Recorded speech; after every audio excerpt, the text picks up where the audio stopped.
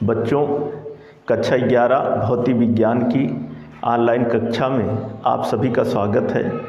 जैसे कि आप लोग इस समय चैप्टर पृष्ठ तनाव के बारे में पढ़ रहे हैं, इसके पहले की वीडियो में हम आप लोगों को द्रव का पृष्ठ तनाव क्या है, ससंजक बल क्या है, असंजक बल क्या है, अंतराण्विक दूरी क्या है, ससंजक बल के आधार पर पृष्ठ तनाव की व्याख्या कैसे होती है, पृष्ठ तनाव और पृष्ठ ऊर्जा के बीच में संबंध क्या होता है, इन सब के बारे में हम इसके पहले की वीडियो में आप लोगों को बता चुके हैं। इसी क्रम में आज का जो टॉपिक है वह है आधिक्य दाब।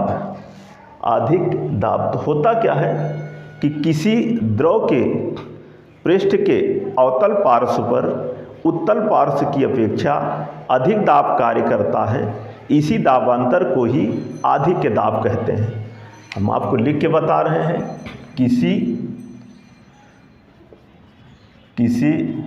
द्रव के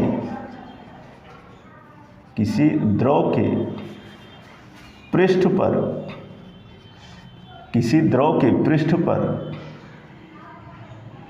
अवतल पार्श्व की अपेक्षा उत्तल पार्श्व पर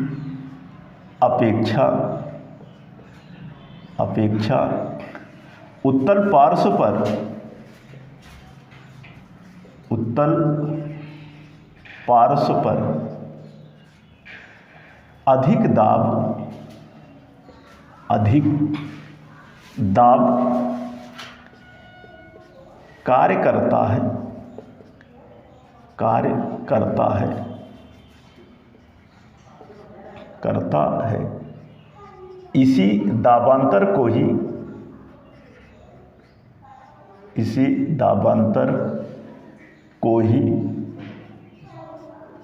ही आधिक्य दाब कहते हैं। आधिक्य दाब कहते हैं।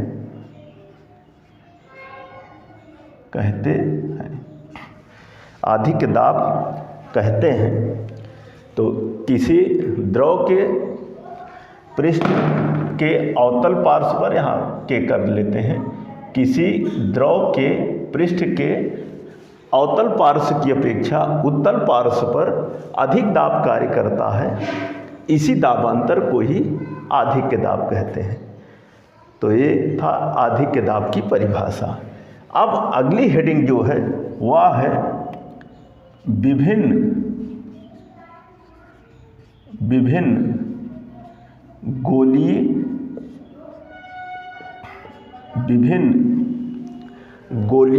पृष्ठों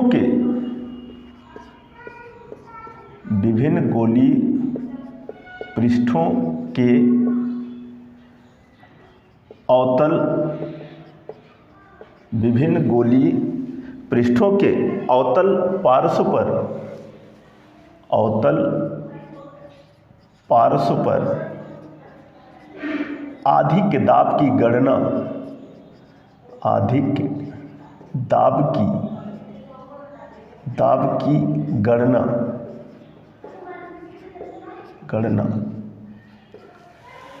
ये हेडिंग है। और इसमें जो पहला टॉपिक है, द्रव की बूंद के भीतर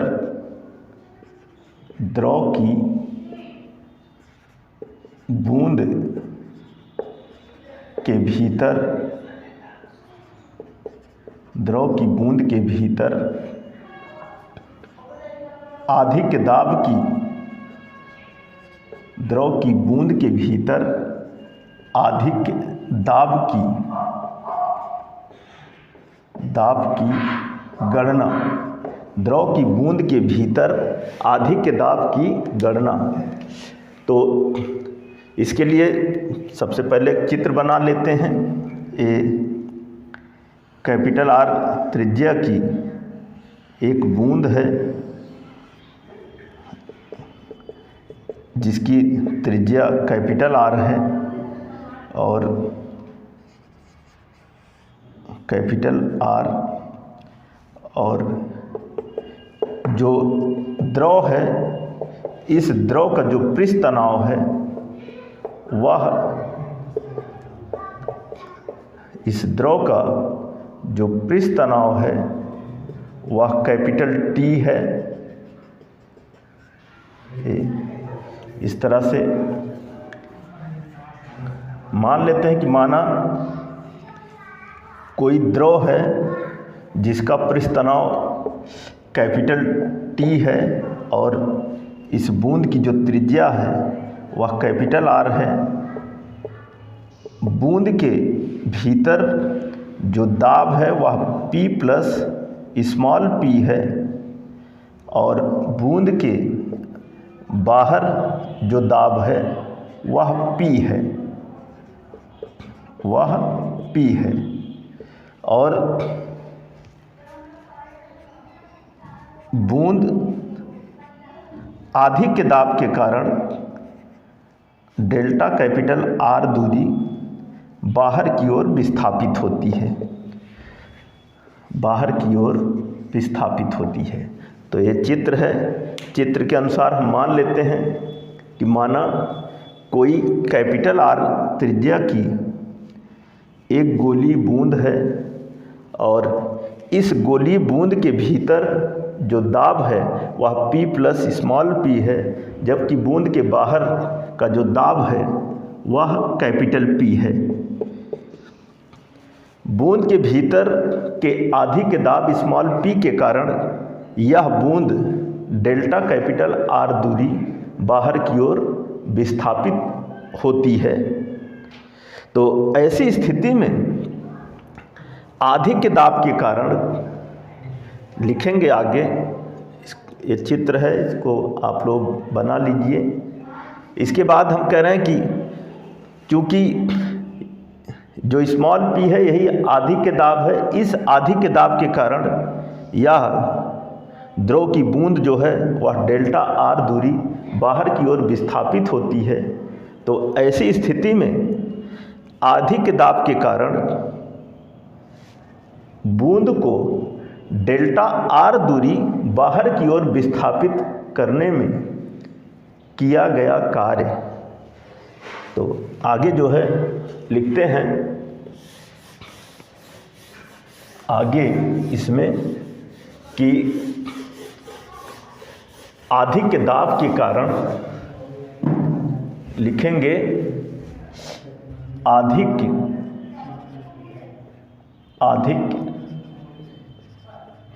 दाब स्मॉल p के कारण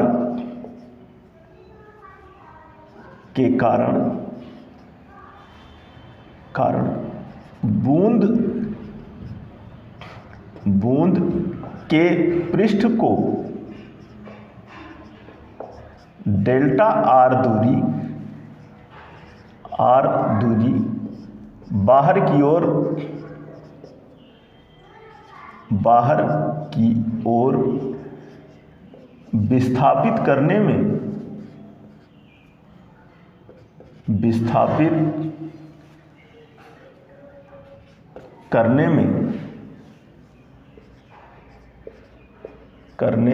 में किया गया कार्य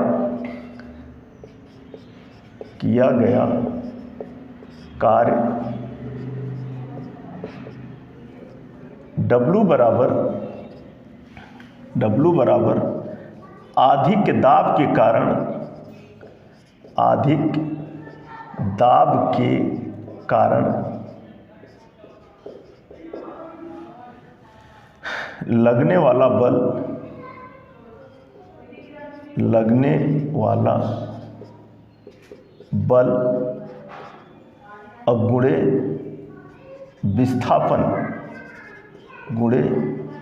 विस्थापन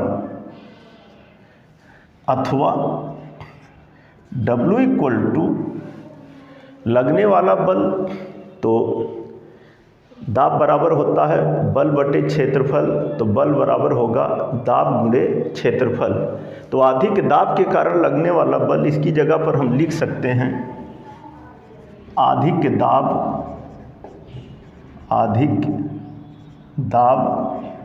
गुणे क्षेत्रफल गुणे क्षेत्रफल और गुणे विस्थापन। आगे हो जाएगा अथवा W इक्वल टू आधी के दाब की जगह पर P गुणे क्षेत्रफल 4 पाई R स्क्वायर और गुणे विस्थापन। कितनी दूरी विस्थापित हो रहा है? डेल्टा R दूरी विस्थापित हो रहा है, तो विस्थापन की जगह पर क्या लिखेंगे? लिखेंगे डेल्टा R। समीकरण नंबर 1। तो यहाँ पर सबसे पहले आधी के जो द्रव की बूंद के भीतर का जो दाब है P प्लस स्मॉल p, तो स्मॉल p जो कि आधी के दाब है, इस आधी के दाब P के कारण बूंद के पृष्ठ को डेल्टा R दूरी बाहर की ओर विस्थापित करने में किया गया कार्य W बराबर होता है आधी के दाब के कारण लगने वाला बल और गुणे विस्थापन। और जैसे मैंने कहा कि दाब बराबर बल बटे क्षेत्रफल, तो ऐसी स्थिति में बल की जगह पर हो जाएगा आधी के दाब गुणे क्षेत्रफल और गुणे विस्थापन। मान रखा हो जाएगा W बराबर P गुणे 4 pi R square into delta R, और इसे हम मान लेते हैं समीकरण नंबर 1। अब इसके आगे द्रव की बूंद का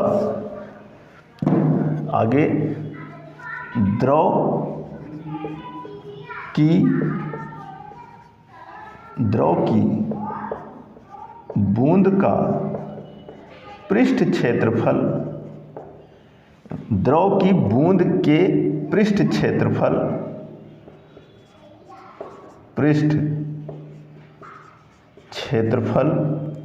में वृद्धि तो हो जाएगा क्या? डेल्टा A बराबर कहेंगे A2 माइनस A1 और बराबर हो जाएगा 4 पाई ब्रैकेट में R प्लस डेल्टा R और माइनस 4 पाई R स्क्वायर। बूंद के लिए कैपिटल R त्रिज्या बूंद के लिए जो क्षेत्रफल होगा वो 4 पाई R स्क्वायर। चूँकि बूंद की जो त्रिज्या है वो कैपिटल R है और डेल्टा R दूरी विस्थापित होती है, तो इस तरह से कुल जो है त्रिज्या विस्थापित अवस्था में R प्लस डेल्टा R होगी। तो यहाँ पर 4 pi R plus delta R का ए होल स्क्वायर और माइनस 4 पाई R स्क्वायर। और आगे इसका विस्तार करते हैं, ये बराबर हो जाएगा 4 पाई और ब्रैकेट में R स्क्वायर अधन डेल्टा R का होल स्क्वायर अधन 2R डेल्टा R और माइनस 4 पाई R स्क्वायर। इसको आगे हम लिख लेते हैं बराबर 4 पाई R स्क्वायर और प्लस 4 पाई डेल्टा R का होल स्क्वायर अधन 8 पाई R डेल्टा R और minus 4 pi R square. 4 pi R square से 4 पाई R स्क्वायर ये कट जाएगा, बचेगा क्या? ये कट जाएगा जब ये, तो बचता क्या है? अथवा डेल्टा A बराबर हो जाएगा 4 पाई डेल्टा R का स्क्वायर अधन 8 पाई R डेल्टा R। तो यहाँ पर जब W बराबर P into 4 pi R square into delta R, जिसको हमने समीकरण 1 माना, फिर हम आगे ज्ञात कर लेते हैं कि द्रव की बूंद के पृष्ठ क्षेत्रफल में वृद्धि, जो कि डेल्टा A बराबर होगा A2 माइनस A1।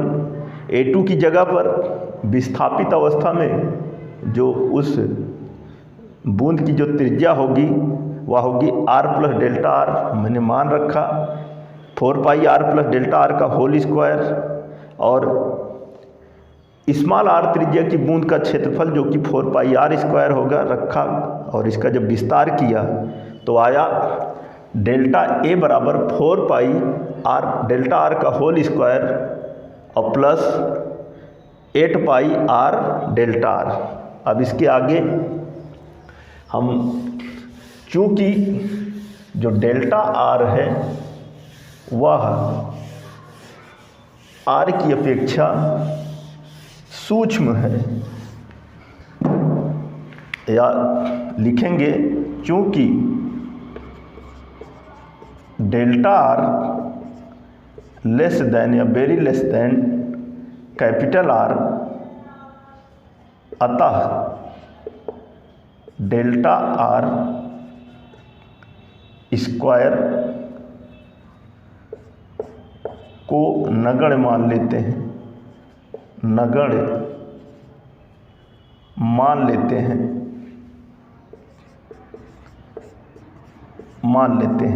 और जब नगण्य मान लेते हैं तो होगा क्या, तो इसलिए डेल्टा ए इक्वल टू क्या हो जाएगा 8 पाई आर इंटू डेल्टा आर। फिर आगे यदि द्रव का पृष्ठ तनाव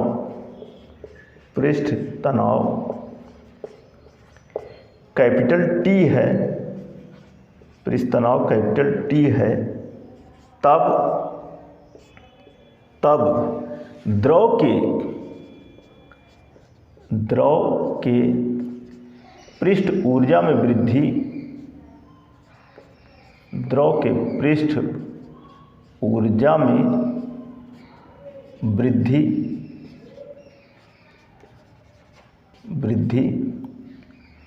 बराबर क्या हो जाएगा, पृष्ठ क्षेत्रफल में वृद्धि, पृष्ठ क्षेत्रफल में वृद्धि और गुणे पृष्ठ तनाव।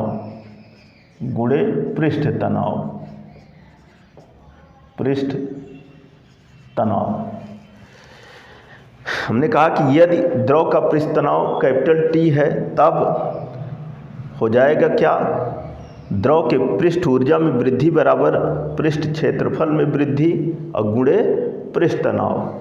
अब यहाँ पर मान रख लेते हैं, आगे लिखते हैं कि अथवा द्रव के पृष्ठ ऊर्जा में वृद्धि, पृष्ठ ऊर्जा में वृद्धि यह बराबर होगा पृष्ठ क्षेत्रफल में वृद्धि जो कि ज्ञात किए हैं 8 पाई आर इंटू डेल्टा आर। तो यहाँ पर लिखेंगे 8 पाई आर गुणे डेल्टा आर और गुणे पृष्ठ तनाव कैपिटल टी। ये हो गया हमारा समीकरण नंबर 2। अब चूंकि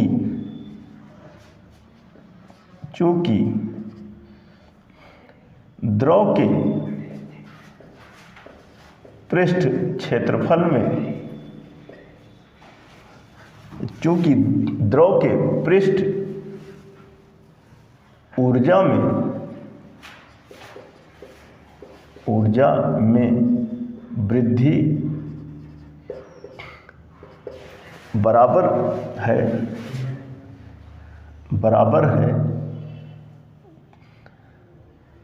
किए गए कार्य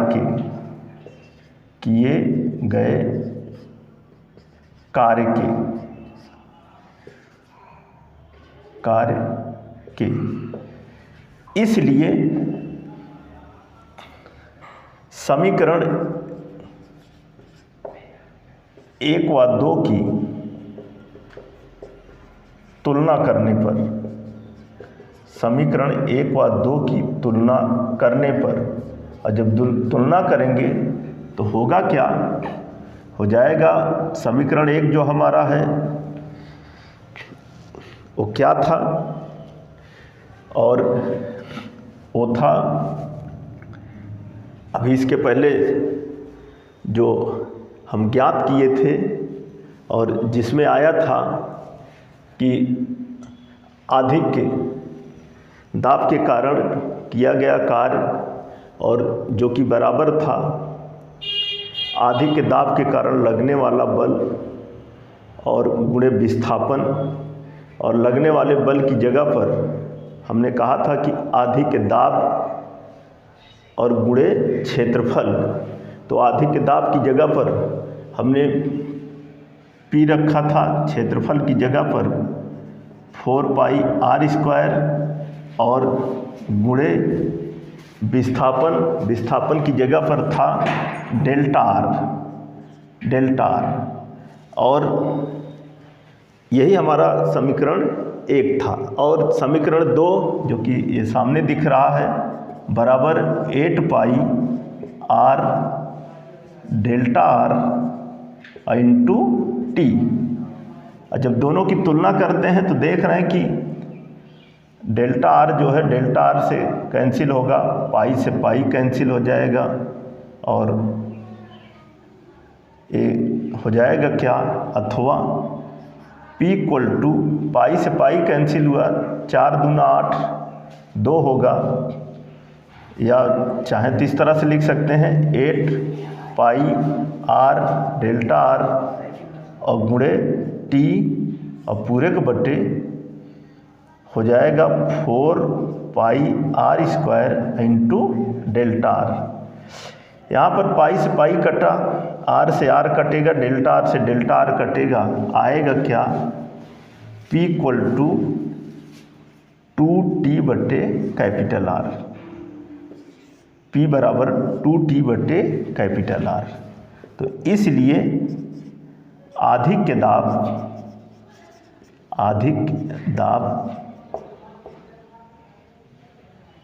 P बराबर क्या प्राप्त हुआ 2t बट्टे कैपिटल R।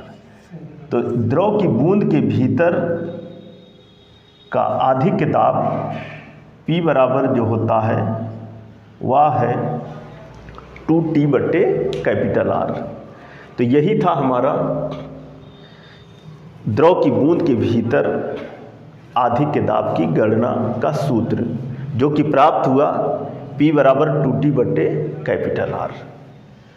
तो बच्चों, आज की इस वीडियो में हम अधिक के दाब की परिभाषा क्या होती है उसके बारे में बताया, और द्रव की बूंद के भीतर अधिक के दाब की गणना करने पर अधिक के दाब का सूत्र क्या प्राप्त होता है उसको हमने बताया, जो कि आपके सामने है कि P बराबर 2t बट्टे कैपिटल R। इस चैप्टर के जो और शेष टॉपिक हैं उसे हम आपको अगली वीडियो में बताएंगे। धन्यवाद।